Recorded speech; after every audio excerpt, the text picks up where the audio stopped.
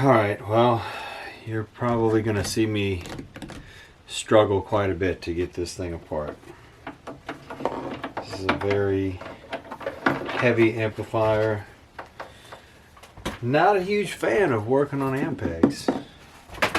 Just kind of because of how they're put together, but, you know, let's see what we can do. I'm gonna... Oh, God! You know, I love vintage amps, but I'm gonna have to bring the camera over to this thing. Look, I want you to see how disgusting this really is. I mean, just zip tied, super glued. I mean, what is that? Electrical tape, no heat shrink on anything. Whoever did this knew just enough to be dangerous. This is atrocious. It's gonna take longer to fix it. It took longer to do this than to try to do it the right way. Mine is blown. So they had just had these pieces, I mean, just everything was zip tied in there. I mean, look at how fucking bullshit all this is. Oh, they had it zip tied. One guy told me this was fine. I do not like that at all. I think it's sloppy. I think it's fucking bullshit. We can come up with something a lot better than this. We can and we will. See, I want to reuse all of these. I want to reuse all of these clamps. I want to have all my pieces mounted just like this. I couldn't find all the parts to make it exactly like that, but I've got some things that we can do to be able to mount some components in the exact same way. So let's see what we got here. So this is one of the 47 UF capacitors that I pulled out. This was one of the original ones. One of these little ones flopping in here, that's what they've got now. The closest thing I could find was another axial capacitor made by JJ. It's 500 volts, but the problem is if I mount it, how am I going to get this top wire back in there since it's axial, and we were looking for something radial. Well, the can clamp will fit beautifully, and I'm thinking I can sneak a wire down through the middle part of the clamp as well. It may get pinched, but look at that. I've got a wire and the clamp on there. Now if we loosen this clamp, I can take this heat shrink and actually put it over top of the entire capacitor. I can also come up with a way to shield the top piece. So we just have to remember that our positive is on the bottom. Alright, so check it out. This is the one I just made. Covered it with some heat shrink, sealed the top, the negative part, and now I can go ahead and mount this, and it'll be taking up the existing footprint of the original. Now there is plenty of room in these chassis to, you can take these axial capacitors all day long and just zip tie them in place, do whatever you want. There are way better options than whatever this maniac did. You don't have to do it this way. I just really like keeping that vintage look and keeping the inside of this chassis really clean. Last one we're going to replace before I go to bed is this big old 100 capacitor.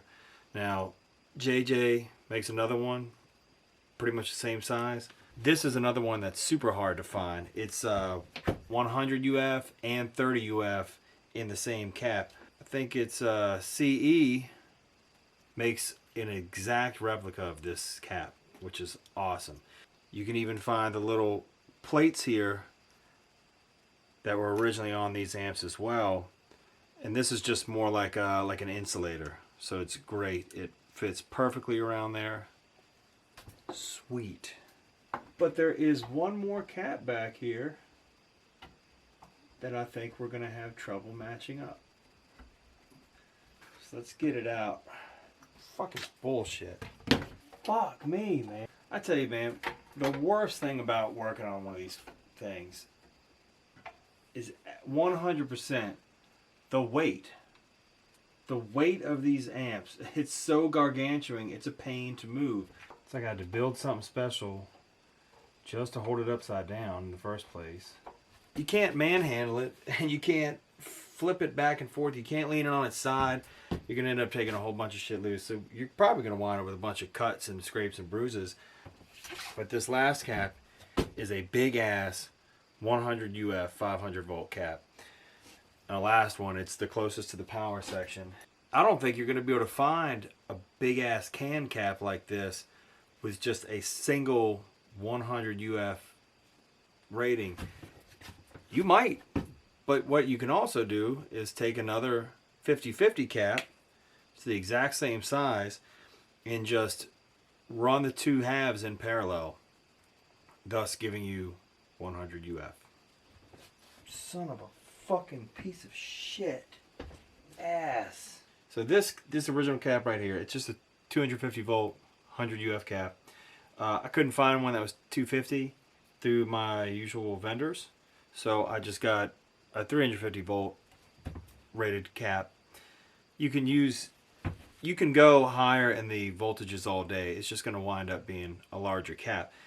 There's an original, like a zip tie, but the zip tie has a screw end in the end of it.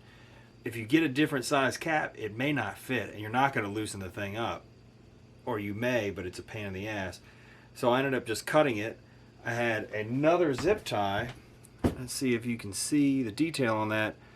So I just ran another zip tie through this old one, and now that's solid as a rock. And you mount this bad boy right to the board here in place of the old one. Okay, so before I get everything else back together, or before I start wiring them, I did these two smaller ones on this back half first. Now I'm going to remount everything else from the bottom and just go down the line and get rid of all these other stupid caps. So I'm going to start doing some more work to this preamp board here. One of the things I really want to do is replace these sockets with something that'll actually lock the tube in place. One of these retainer sockets should work fine. Mainly because when these are on the road, they're getting bounced around, you know, in the back of a van, in the back of a trailer, bus, whatever. On top of that, these tubes can wiggle slightly. See, this one just comes right out pretty easy. Rather than just trying to retension the socket, I'd rather replace it with something I know that this is not going to vibrate out. Plus on stage, things are bouncing around, things are vibrating a lot. I don't want any intermittent connection. So we're going to replace a couple of these pots, this cap here, this electrolytic, and all these sockets. So let's get started on that. This first socket's going to be tricky because I couldn't find a 6T4 socket that had solder ends.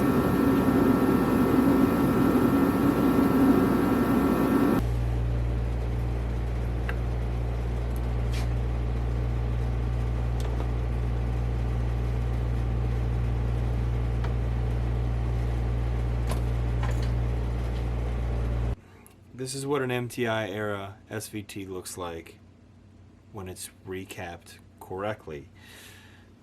I didn't have to use any hot glue or anything stupid to get all these pieces in here. I mean, just look at the garbage we pulled out. All this shit was just like zip tied and hot glued in place. And I've got everything back in just like it was pretty much when it left the factory. One of the places that we could put the master volume in the signal path is the signal is coming from the preamp board from this shielded wire here, which kind of serpentines and makes its way all the way over here to the preamp out and power amp in.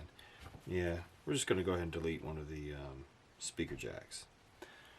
I think that's probably the best way, because you can always daisy chain a cabinet together if you're ever going to do that.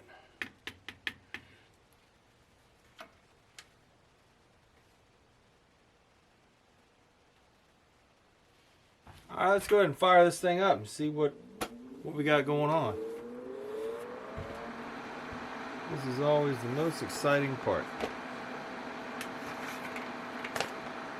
I think one of the biggest drawbacks of an old SVT is trying to be able to get distortion out of it at a usable volume. With no master volume, this thing is just ungodly loud.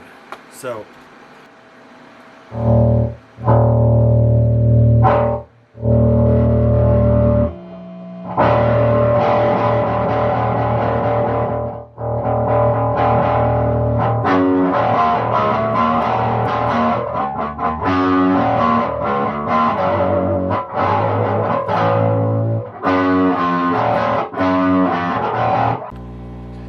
alright, check it out, man.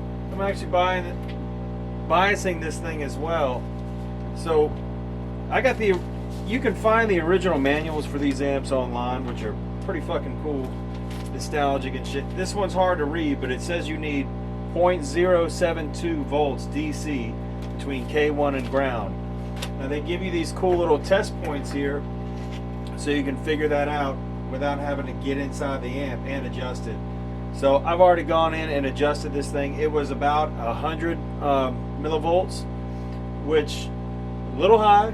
You know, I'd rather err it on the side of caution, give the tubes a little bit longer life here, and you can move your probe to the other one, the other test point, K2. We got 72 millivolts on this side, K2. It's fluctuating a little bit. Go back to K1, 70, yeah, 72. We can actually adjust the balance control a little bit to fine tune it.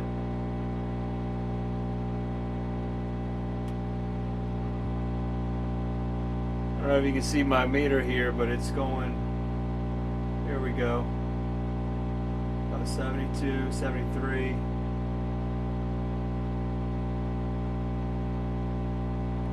Oh man, 72 on the nose. Not even 0.5 millivolts apart from each other, side by side. That's pretty good. The other feature on this amplifier is a hum balance control. Now I didn't fuck with this, any of this stuff before I started working on it. That's just how loud it was when we were just jamming on it now. But take a listen when I just adjust this, just a little bit.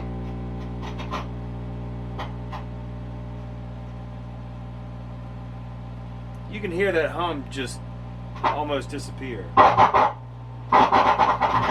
pop probably could have been changed out too. Pretty quiet for an amp that's turned all the way up.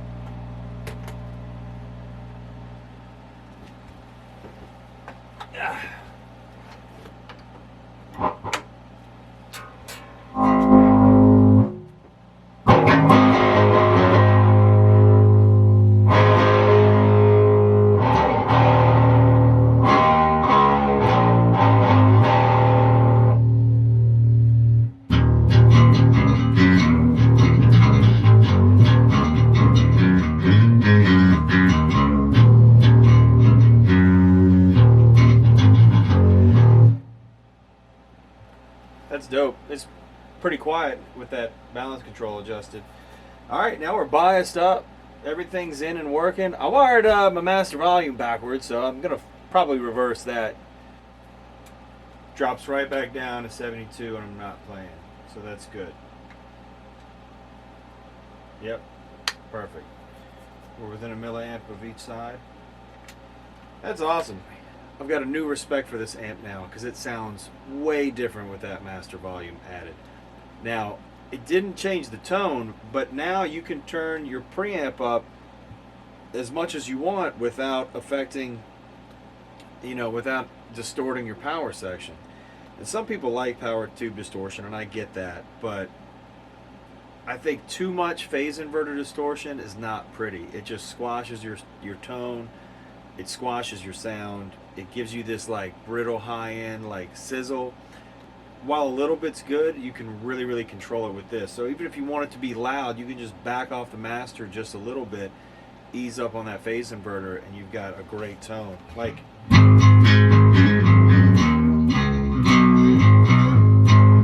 you couldn't get it to sound like that before. Not that clean. So if I turn this master all the way up,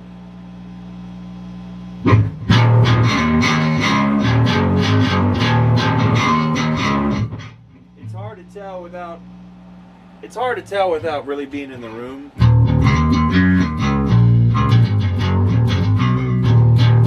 But the bottom end is more held together. The top end doesn't get lost. It's not as compressed. And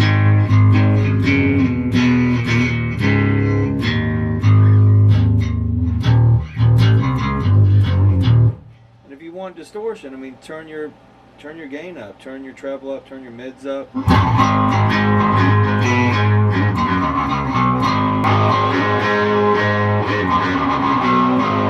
Oh yeah, if you turn that bass boost down, it'll get real dirty.